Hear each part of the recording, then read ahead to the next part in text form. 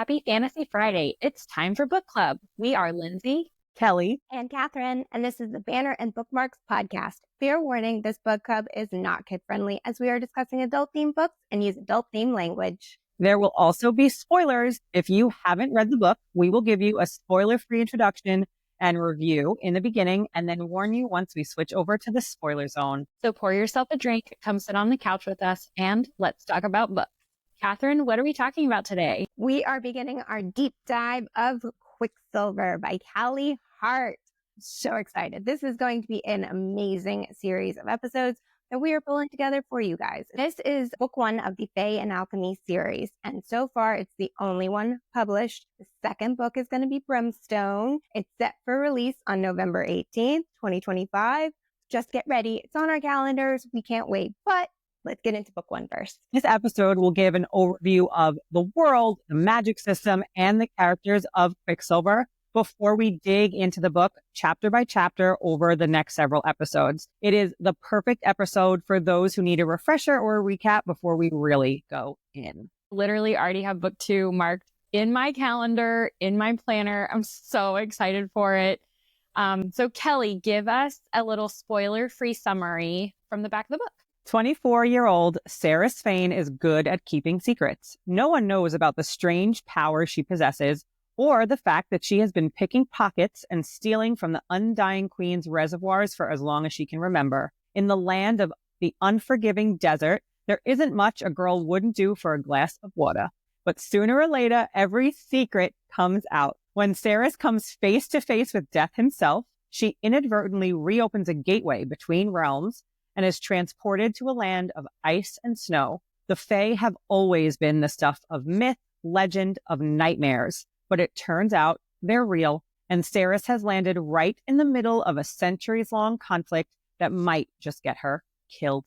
The first of her kind to tread the frozen mountains of Avelia in over 1,000 years, Sarah mistakenly binds herself to Kingfisher, a handsome Fae warrior who has secrets and nefarious agendas of his own. He will use her alchemist magic to protect his people, no matter what it costs him or her. So I'm laughing over here so hard because Kelly was at my house earlier saying that she had been practicing how to say the phrase "a glass of water" without sounding too New York earlier. What? Water? So when Water? she said it during the summary, I was cracking up because water is so important in this book. And so we're going to make Kelly say water over and over and over in her New York accent. So you guys can just like have a little giggle every time you hear Kelly say water because we are doing it on purpose to mess with her. A glass of water. Glass of water. You said water. That's Philly. I did live in Philly for a while, but I got confused by another one of our neighbors. So, ratings. So let's do a quick recap of our rating system here. A 5 bookmark rating at the Banter and Bookmarks podcast is that I absolutely loved this book, would give anything to capture the feelings for reading it for the first time. Those are those special books. A 4 is it's still really great. I really loved it, and it will probably be worth a reread eventually.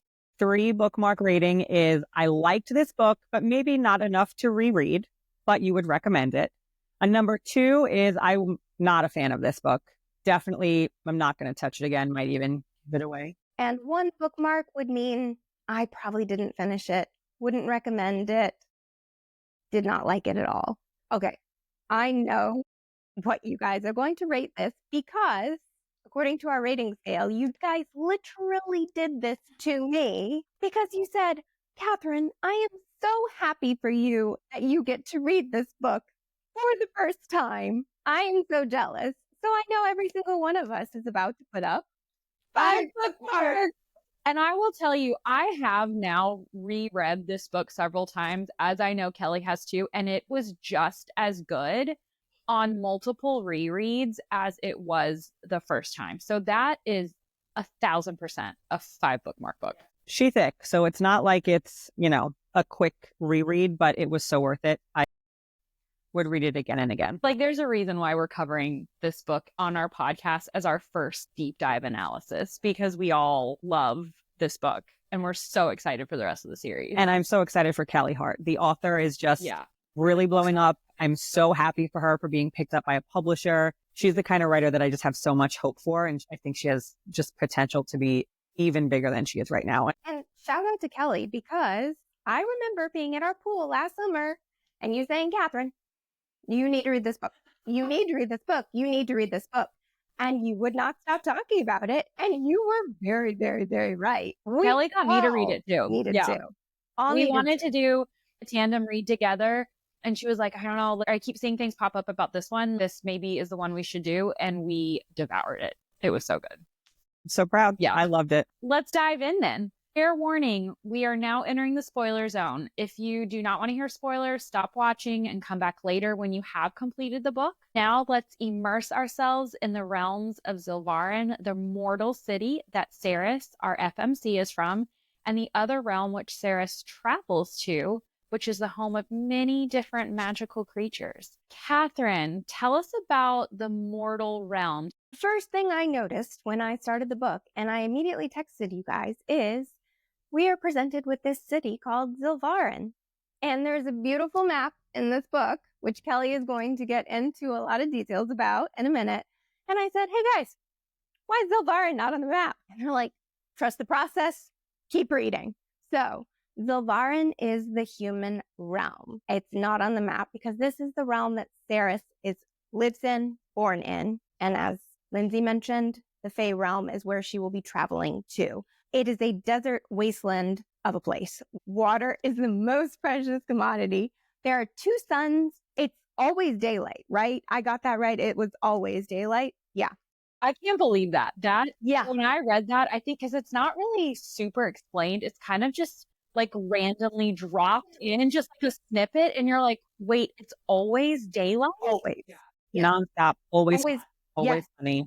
Exactly. There are wards in Zilvarin, kind of like districts, some nicer than others. Saris comes from the very worst of the ward, the quarantined 3rd ward. And I think there was one quote that probably summarized this place the best, which was a stinking wasteland of a place that is laid out like spokes on a wheel. You brought up something interesting, Lindsey, at the beginning and it's also right at the beginning of the book. It says Zilvarin, the great and shining banner of the north. But it's just a city. So we don't know a whole lot about Saris's home realm. All we know about is this one city in the human realm. So there's potential for more maps in our future, which I would love. But as of right now, Zilvarin is just one city in her world. And she knows there's trade to other places, but we don't really get exposure to any other cities or places in her world. So that would be fun. I think the imagery of it being set up like spokes on a wheel is so cool too. Like my imagination runs wild with these towering walls. I mean, this wheel has to be absolutely massive with the tall, like 50 meters high walls. And like you said, and I don't think I'd really thought about that, is like we really only see her city talked about. So it's a huge place. Yeah. Yep. And when I was actually reading this book, it gave me very, very clear, vivid imagery of Eastern State Penitentiary. This is super, super random, but I lived in Philly for a while, and the state penitentiary that is in Philly, that is now a museum and you can go in, is also set up in the hub and spokes model. And so if you picture that, like the guard station was right in the center circle, and then each row of inmates was a different spoke on the wheel so that they can kind of watch down the line of what was happening. So that reminded me of this. I don't know if Queen Madra and her kingdom is in the center, but it kind of gave me this very ominous, whoever is in the middle can kind of easily watch out for all their different cities, always have an eye on someone. Like that it was a prison imagery in my head because it kind of feels like a prison to Saris. So I thought a lot about that. So our main human character is Saris Fane, and it is confirmed pretty early on she has a drop of Fae blood in her. She's in her early 20s. She's very, very tall. Since she comes from such a horrible ward, she's had to be a bit scrappy in her life. She's a thief. She's also a very skilled fighter. I think they mentioned the fact that she's had a rotation of different rebels coming in and out of her house her entire lifetime, who basically taught her how to fight, which comes in handy later on. She's an apprentice to Elroy, a glassmaker, but, and I really, really thought this was cool, she can forge, like she can make swords. That's just not something very common, I feel like, in most stories that they give a female main character. And I kind of just liked that she was this badass metal forger, you know? And pretty early on, we can see there's something interesting with her and metals. I think it was probably right at the beginning, they said objects shake around me if they're made of tin or iron or gold. There's something going on with her and metals. And I also just kind of like that was a different gift. Next, we have Hayden Vane. This is Ferris's younger brother. When they were describing both characters, they're both tall, lanky, shared sense of humor, but where Saris is dark-haired, Hayden is light. Where Saris is pretty gritty, Hayden is a little bit immature. My impression I got of him is he still heavily relies on Saris, and since their mother has passed, Saris has kind of almost assumed that maternal relationship with Hayden. And it's funny, when I was reading some of this stuff on Hayden, I kept thinking, Lindsey, of how you described having a younger brother. And a lot of like what you prompted in our outline that we're reading here today, I could hear your voice describing your brother. Oh, that's really funny. Like, I obviously wrote it as someone who was an older sister. That's really funny. The last thing I would say about Hayden is that we get introduced to him at the very beginning and then nothing for the rest of the book. And because he was so immature at the beginning of the book, and I think the author said there's going to be 5 books total in the series, I can see him being a character where he's going to have a pretty big arc. I see him growing up. He doesn't have Saris to rely on. So it's kind of a character I'm interested to see, because I assume she's going to at some point travel back to her human realm in later books. And I think she's going to find a younger brother who's not necessarily a younger brother anymore. So do you think she's going to go back to Hayden, or do you think that Hayden is going to go to her? Like, is she going to go back to Zilvarin, or are they going to go back to Yavalia? Because I think they're going to go back to Yavalia together. My take actually was maybe a little bit more combative. Shocker. I'm going to have to disagree with you on that one, Lindsey, as I always do. No, I think that they're going to go after the queen. I agree with you that they are going to go back to Zilvarin. However, I think they're going to go back because I think Saris is going to do some stuff to like set things right or save her people. Yeah. And I do eventually think that Hayden is going to join them in the Fae realm because of who she becomes at the end of the book. And I think she's going to have a certain level of responsibility. I think they're going to do both. I actually agree with both of you. The next human character is my absolute favorite character of the whole book series, Carrion Swift. And he is not a main character in the book, but he is my favorite character. I wouldn't say he's a main character. No, but I just realized too, I love that we put him in the human section because we start the book with him as a human, but he ain't human. Nope. But this whole book, he's considered. I want a book with just Carrion because I love him so much. I think that Saris described him perfectly. She said, the most notorious gambler, cheat, and smuggler in the entire city. He was also uncommonly good in bed. The only man in Zilvarin who'd ever made me scream his name out in pleasure rather than frustration. And that was a great line. I love that line. And finally, we have a male character who doesn't have dark black hair. He is a bright auburn hair. We have a ginger. I'm very, very happy that we've broken out of the every character has to have dark brown hair realm. So, I mean, he's introduced at the very beginning, and then we have a pause, and then he becomes a much more relevant character later in the book series. But even at the very beginning, I didn't hate him. He's literally introduced to us because Saris is trying to find her brother, and Carrion has beat up her brother. And I kind of understand why he did do that. I think Carrion takes a lot of responsibility for the people in his ward and his city. And I think he's very, very protective of the ward. And so I get like little snippets of his personality, his character that made me just from the get-go really, really like him. And like I said, he's in the beginning, then we pause and come back to him. And we're going to go into a deep dive in a later episode. We're going to talk about a theory I had about Carrion. We all know Carrion is in this human section, but Carrion is not human. And I'm going to talk about what passage triggered that for me really early on. And I told those two, I was like, I have a theory, but I can't even look and talk to you guys right now because you're going to spoil it if I see you. And we're going to talk about that one in a later episode. I was shocked because the first time that I read it, I did not get at all. I didn't either.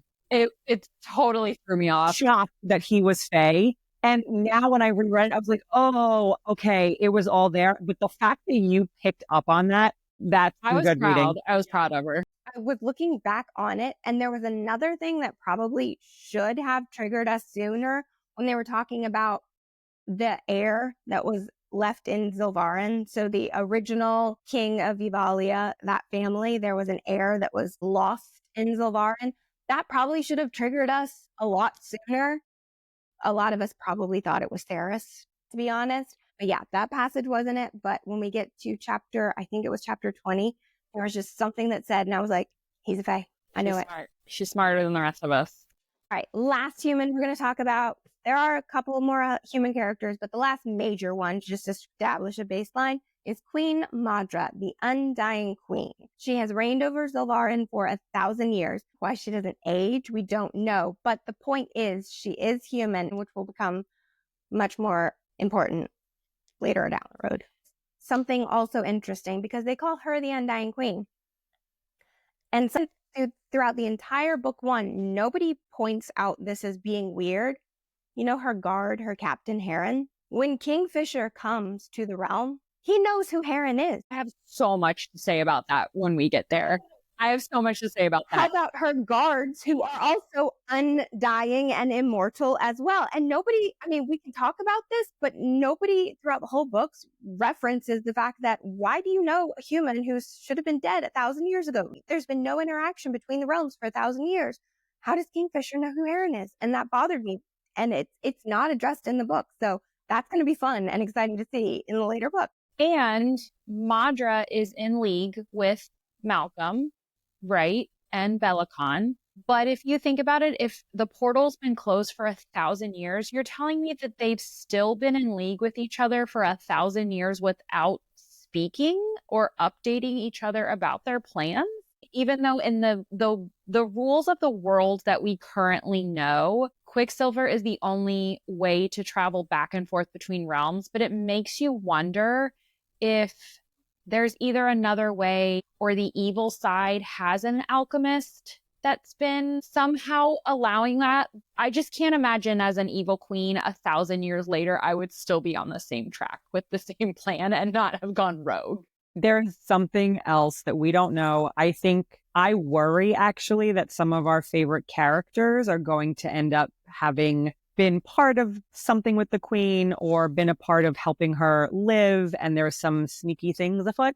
And that worries me because I love so many of the characters, but it is all sneaky and I don't know what to think about it. And I think we're going to learn more stuff there. For sure. Right. There's some big plot holes, but I think it's purposeful. And there's a lot of room for some backstabbing in there too from characters that we already like. Because there wasn't a lot of backstabbing really in this book. Like no one. Oh, that worries me. I know. No one that I started to love in this book all of a sudden went negative. Like Carrie, and I was like, I like him. You're annoying, but I like you. And then all of a sudden I was like, Karen. So we have a lot of up and downs, I think, coming. Oh, that worries me. All right. Well, that wraps up our humans. All right. So Kelly, tell us about the realm that Saris travels to, which is home to all these various magical creatures, including Fae. We'll start with the map that I'll put up here on the screen. The map that is given to us, like Katharine was talking about at the beginning of the book, is a completely different realm than the human realm. This is where Saris travels to and where we spend the majority of the book. And this realm is broken into 4 regions. We have the Fae of Evalia and the Winter Court, the Vampires of Sanisroth, the Fae of Galaria, and the Autumn Court. Galaria is also, just to note, the home of the witches of the Balcahitter clan that we meet a lot later on in the book and become really important. And then there's a brief mention of other High Fae living in Lycia. Callie, something that was interesting, because for the longest time, we're referring it to Evalia. It's not. We don't know the name of this world. The whole world, we don't know what this is called. It doesn't have a name yet, or at least that name is not given to us. And we know names are very important.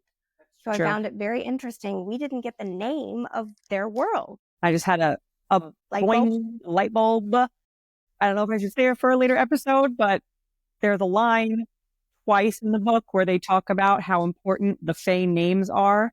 When Cerys gets to Evalia, they're like, oh, Cerys, that's a Fae name. And then Kingfish later in the book that people have their Fae names that are not shared with others. And so now you're making me think, I wonder if it's not shared because the name of the realm is going to like lead us down to a plot. Exactly. Like, I have ideas. All right. I'm excited. why wouldn't we get the name of the world? Why? It's weird. So true. Okay. So let's talk about some of the high Fae characters. We have Kingfisher, who's a Fae. He is our male main character. If you watched our book boyfriend episode, he is in my top book boyfriends. He has these incredible green eyes with a little bit of Quicksilver swirling around in one. He is broody. He has great banter. We'll learn a lot about Kingfisher as the story goes on. And his tattoos. Chef's kiss. Chef's kiss. We have Everlane, who is also a Fae, and Everlane is Kingfisher's sister, which we learned very early on, but they can't speak very loudly about that. Half sister. Half sister, that's true. So Everlane is the daughter of Kingfisher's mother and King Bellicon. We have Renfis, who is also a Fae and one of Kingfisher's closest friends and part of his esteemed group of warrior fighters called the Lupo Paralia.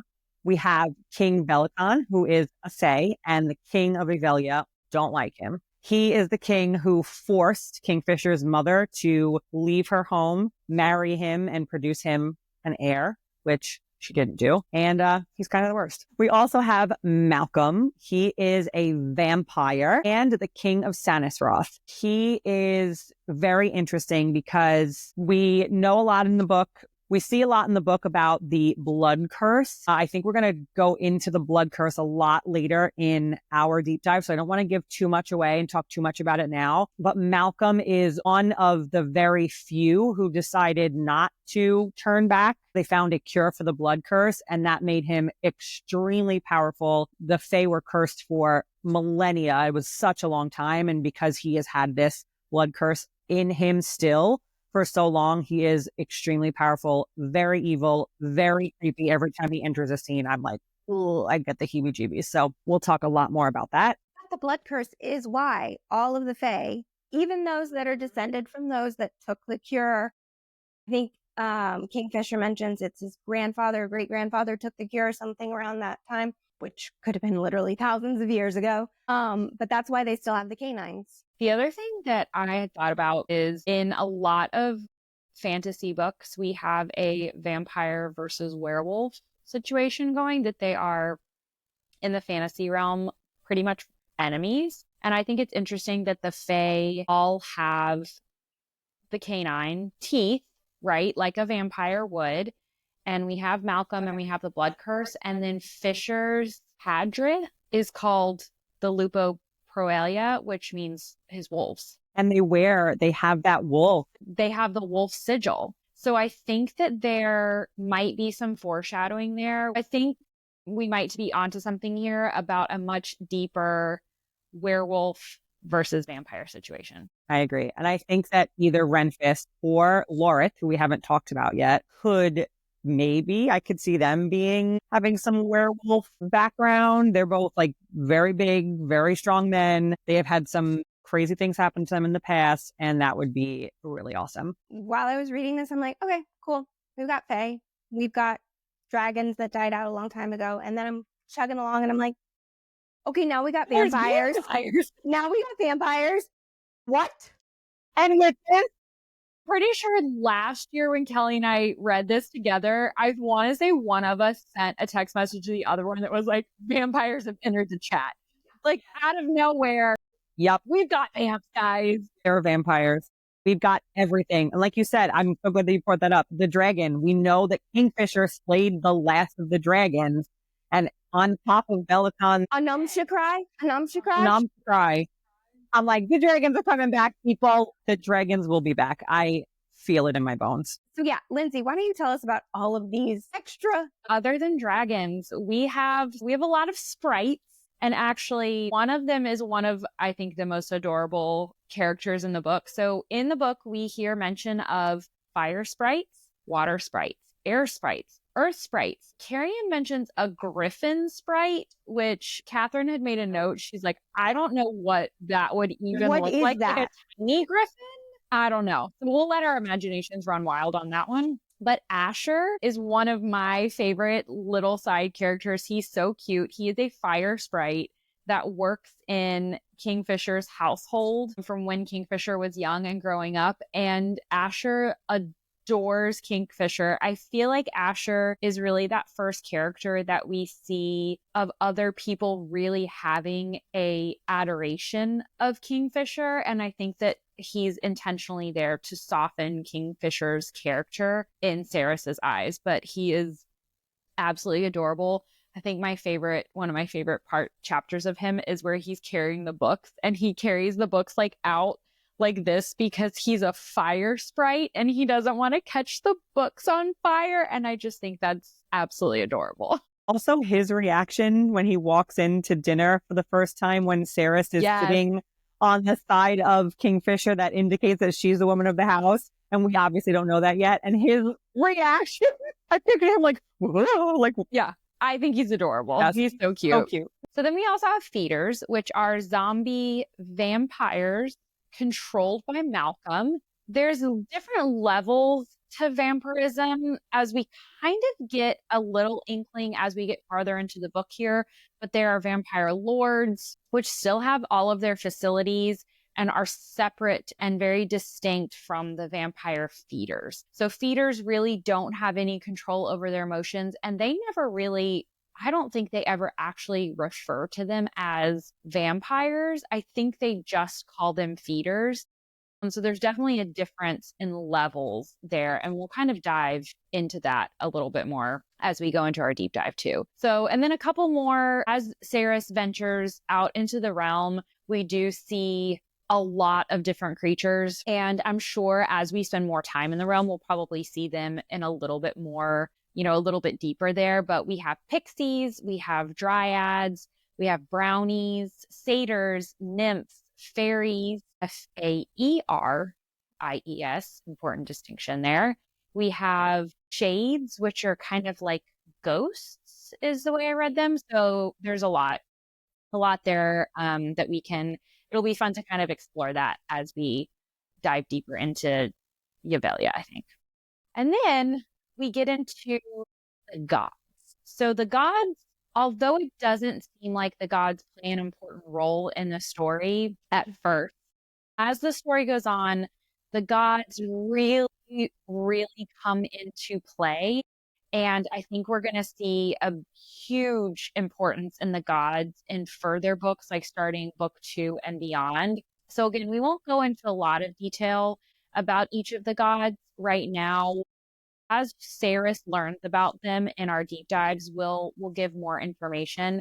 But basically, the humans don't worship the gods anymore. It is interesting that Sarris at one point realizes that her realm has twin sons, and the twin sons are named after the Fae gods. So there's definitely a crossover of culture there that we see, but the humans have no idea that it exists. But the Fae definitely still worship the gods. We'll dive into them later. It was another funny crossover that she had. At some point she's reading and she's like, wait a minute, how do I know what you're saying? How do I know the words on this book? And she comes to realize that the Fae had used to come into her human realm. That's why she can speak the same common language as the Fae when she travels to Yvelia.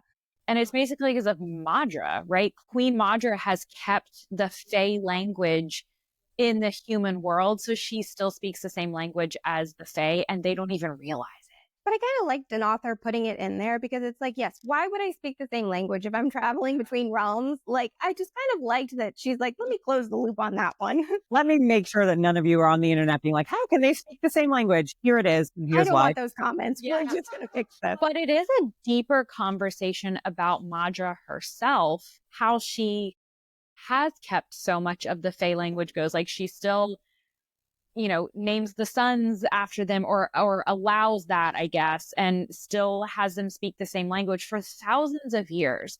So she definitely still, and she, despite being mortal, is 1,000 years old. So it definitely shows how much of a respect for Fae culture she has that, again, the humans just are blindly unaware. I think she clearly wants to be Fae, wishes she was Fae. Oh, yeah.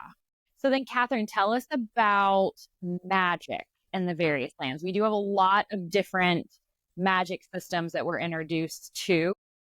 So why don't we talk about the Quicksilver? It's the name of the book, after all, and the Quicksilver Gates. Quicksilver is a silver liquid metal thing. It talks to us. It is rude and it is funny. It is what allows travel between the realms. This is how Theros was able to travel from Zolvarin to Avelia. There was a Quicksilver pool in both locations, like a liquid metal portal. And it stated pretty early on that she must be an alchemist, since only alchemists can control the Quicksilver, and they're the only ones that could literally talk to the Quicksilver. And I think it's also stated around that same time that she clearly has to then have Fae blood in her because she is an alchemist. She could not be an alchemist if she did not have Fae blood somewhere down her ancestry. And I don't think, to the point that Quicksilver will literally talk to the alchemist, I don't think that Theros realizes early on that she actually can hear the Quicksilver. I think there's this scene at the beginning when she's trying to escape one of the queen's guardians, and all of a sudden this gold metal gauntlet, which she has stolen, starts talking to her. In my head, I have a voice for how the Quicksilver sounds. The line that she hears the first time that we become aware that the metal is talking to her, it's in my brain. It goes, she sees us, she feels us, she sees us, she feels us. It is literally, the aliens from Toy Story 2 when they're like, the claw. That is in my brain for the Quicksilver, but I didn't do the audiobook. So I almost don't actually want you to destroy it. What does the audiobook sound like? Sound like in the audio? Because that's what I'm hearing, and I honestly don't want it to change. Because it's funny, Gollum to me. Yeah, it has that like scratchy Gollum voice to me. So what does the audiobook sound like? Don't tell me it's a low voice. So the Quicksilver in the audiobook is multiple voices. So Quicksilver that makes so much sense. A lot more sense. It actually is great. So the narrator who voices Theros and all of the female voices, and then the narrator who does Kingfisher and all the male voices, both do a voice together and they say the same thing. And so it's like echoey and high-pitched female and low with the male. So it's very cool. It kind of feels like they're all around you when you're listening to it in the audio book. And I really loved it. It's not quite the Gollum or the little aliens, but I kind of love the idea of Gollum and the little aliens. I would say we could probably consider the Quicksilver its own character. Absolutely. Right? It makes jokes. It likes jokes. It will make fun of you. If you camp on the Quicksilver to some kind of relic you're making, it will absolutely mock you. Oh, she judges. It also has opinions and standards, right? It took magic away from some of their god swords because it said the Fae were no longer worthy. So I think the Quicksilver, it's almost its own character. And because Lindsey and I think, have the same opinion on this, Kelly, I think you had a different opinion. We're going to get into a deep dive later about the gods and Quicksilver and how there might be some overlap between them later on. And I also have a lot to say as we go further into the book, especially once we get to the end, about the connection between the things that the Quicksilver says and the Fae that Kingfisher doomed. Oh. So keep that in your brain for later, because I think there's a really deep reason why the Quicksilver keeps chanting Anarath more that is not really talked about, but there's a reason why it's saying that. So put that in your vault. Yep. For later episodes. And as we read and deep dive, I think it's important to look at as we go. We will get unhinged. Oh, we will get unhinged for sure. So we were talking a lot about Quicksilver, alchemists. What is alchemy? What are the alchemists? So alchemy in this world is just a form of magic. by the time our story takes place, it is an old, long forgotten magic, dead magic. It's been gone for so long that it's literally a myth to the Fae that are currently living. The alchemists have all died out. We don't know why. There's no written accounts of the alchemist's process. It appears there was a lot of secrecy behind the alchemist magic, how it worked. And I did find it weird that nobody ever wrote anything down. And maybe it was that the alchemists would not allow their processes to be written down. But I found it so strange that in this world where people lived for so long, nothing about the alchemists was actually written down. Or was it destroyed? Yes, that's your scribe hat talking. Ooh. And then there are 3 branches of alchemy. And I'm only going to bring this up because of my opinions on Ceres's magic. So there's Fae that sought to discover the path to immortality. There are Fae that sought to create and invent by transmuting various metals and ores, and Fae that sought to cure illness and disease. And Ceres is very clearly number 2, but she also tries to pigeonhole herself into that second one. And I think it was Laura who mentioned this. It was when she literally exploded the sword into a bunch of different shards. Anya's sword. Yes. And he says, that makes you the most powerful alchemist ever recorded. And I think it's implied that you're not just this number 2 alchemy magic. There's something way more to her. Not only is she the most powerful alchemist any of them have ever heard of, but I think she will go eventually beyond just transmuting metals. I think there's more to her to come. And let's go back to our favorite thing ever to talk about, which is Harry Potter, right? We obviously have a Nicholas Flamel situation here. He would be number 1. He would be the one that created the Sorcerer's Stone or the Philosopher's Stone, depending on where in the world you are, discover the path to immortality.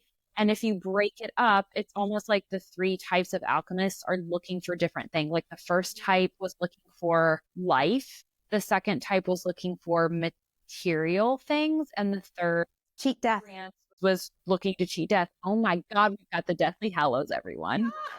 Whoa. Okay, I just blew my own mind there. That's not where I was going, but it's where I ended up. I just wanted to talk about Nicholas. This is why we just have to keep talking to each other all the time. Something else that's really important to know about Quicksilver is that it can drive you mad or kill you. That is a very good point. Because what I did find interesting is that Quicksilver will only allow travel, right, if you are wearing one of those relics that apparently is supposed to protect the wearer and travel through the realms through the Quicksilver without the Quicksilver essentially invading your mind, causing you to go crazy. But does the Quicksilver ultimately kill you if it does do that? Because the only character we've seen it happen to was Heron at the very beginning of the book, the human in the human world. He's attacked by that Quicksilver knife.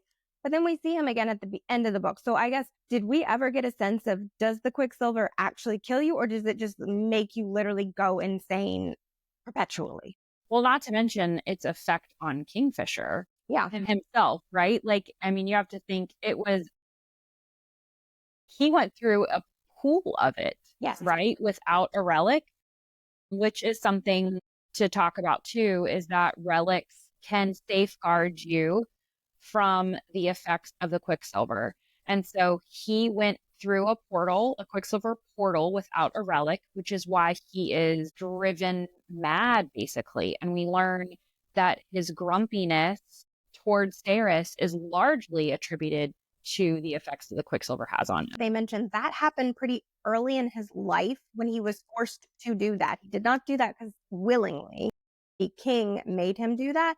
But he mentioned later on, because we do see he travels with Ceres back to Evalia, right? He's not wearing his relic at the time. And he mentions that he has trained his mind such that he can do that now. It's still very difficult for him. But I thought that was interesting that it's like you can almost get strong enough to train your mind to be able to travel through the Quicksilver without it making you go crazy. And he does it again when he goes and gets Carrion. Exactly. When he thinks he's getting Hayden, but accidentally brings Carrion back.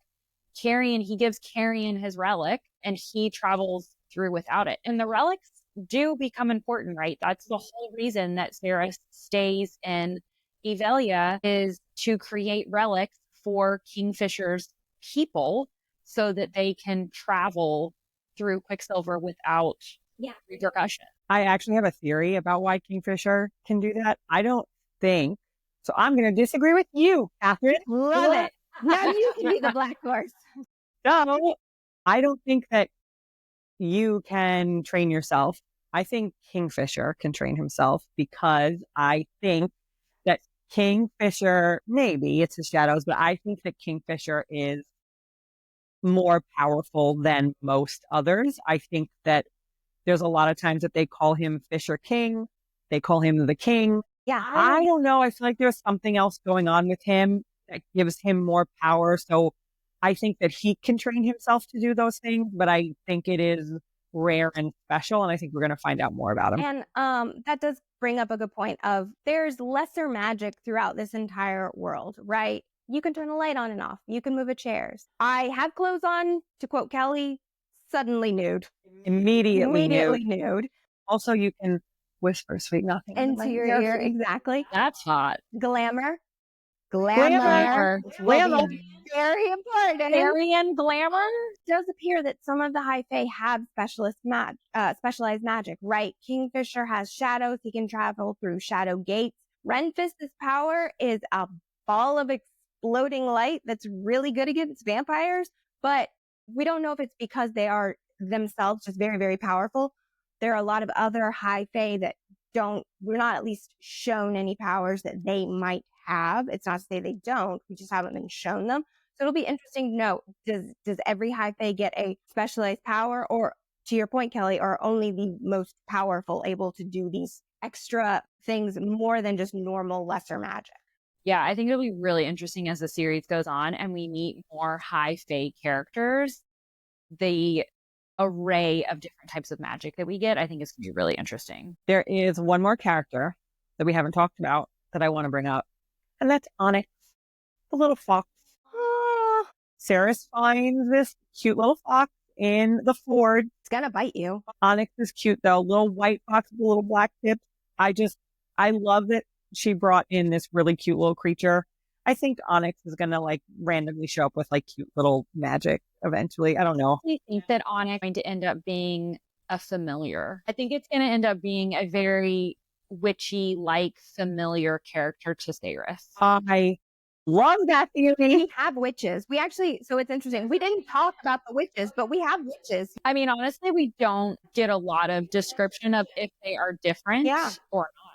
I'm assuming we have sprites and fae and witches, so I'm assuming they are I don't think they're fae, but maybe they're descended. I don't think we really know. I'm assuming that they look somewhat they're humanoid. Like fae. They're humanoid. They're humanoid. Yeah. But remember when Saris is walking around the war camp for the first time, people immediately look at her and like, oh, she's a human because of her size, because of her ears.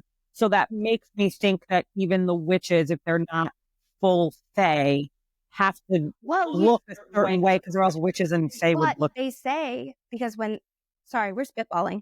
They say with the witches that they hadn't been seen for something like 100 years, right? So maybe it's that the witches are also just at this point just as mysterious to a lot of them. There's so many characters, so much lore, so much world to dive into. This is going to be so fun. Yeah. And again, this is like we did this episode just because we wanted to kind of touch on things. So for people that haven't read the book yet and you're following along with us, hopefully this kind of gives you an introduction into the world. And then for those that have, just kind of a quick reminder of what the magic systems are, who our characters are. And we cannot wait to dive into these chapters with you guys. It's going to be so much fun. So join us next week, unless there's anything else we feel like we didn't cover. I think we're ready to go. Let's dive in. No unhinged theories. We want to... No, this allows us to be unhinged in the rest of the episode. Oh, yeah. Join us for next week's Fantasy Friday, where we are going to dive into Quicksilver chapter by chapter. Next week, we are covering chapters 1 through 5 of the book. So either catch up on that set of chapters or don't read it all and follow along with this anyways, because it's going to be a fun ride. And we are going to go in so much depth that you will feel like you've read the book. And please If you have unhinged theory, please shout Let it us out to know, us. for We want sure. to know about all the unhinged theories. Those are our Send us an Instagram message at Banter and Bookmarks. We would love to hear it. Tag us in your posts. Let's communicate. I can't wait. I want to hear it all. All right. Until next Fantasy Friday. Bye, guys. happy reading.